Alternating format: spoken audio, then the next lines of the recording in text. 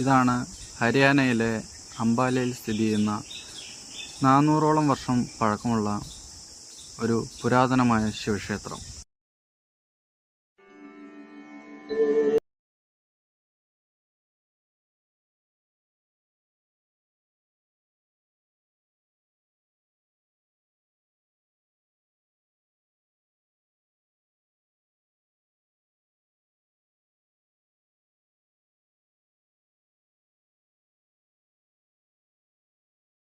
ഈ ക്ഷേത്രം 2 പേരിലാണ് അറിയപ്പെടുന്നത്.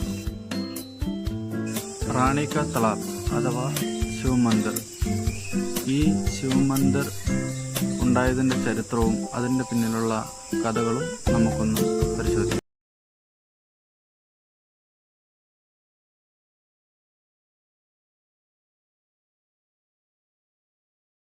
ഈ ക്ഷേത്രത്തിലേക്ക് ആദ്യം കയറുമ്പോൾ നമുക്ക് കാണാൻ സാധിക്കുന്ന ഈ രാധാറാണിയുടെ മൂർത്തിയാണ്.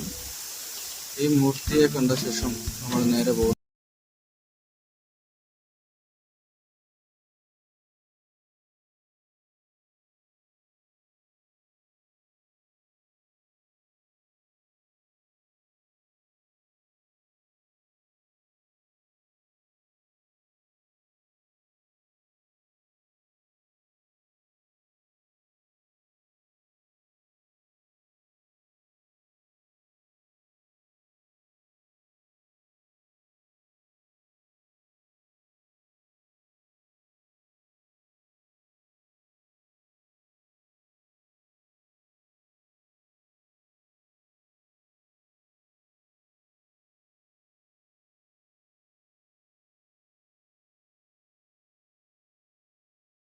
ക്ഷേത്രത്തിലെ ദർശനം കഴിഞ്ഞാൽ നേരെ മുന്നിൽ കാണുന്നതാണ് 400 വർഷങ്ങൾക്ക് മുന്നേ പട്യാല ഭരിച്ചിരുന്ന രാജാ രഞ്ജിത് സിംഗിൻ്റെ പ്രിയ പത്നി നീരാടിയ ഈ തടാകം.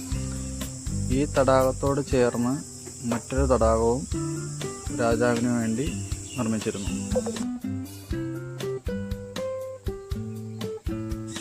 ആ തടാകത്തിൽ കുളിച്ചുകൊണ്ടിരുന്ന രാജാവ് ഒരിക്കൽ ഓം എന്ന മന്ത്രം കേൾക്കുകയും ആ കേട്ട സ്ഥലം കുഴിച്ചു നോക്കിയപ്പോൾ കിട്ടിയ ശിവലിംഗവുമാണ് ഈ ക്ഷേത്രത്തിൻ്റെ ഉത്ഭവം.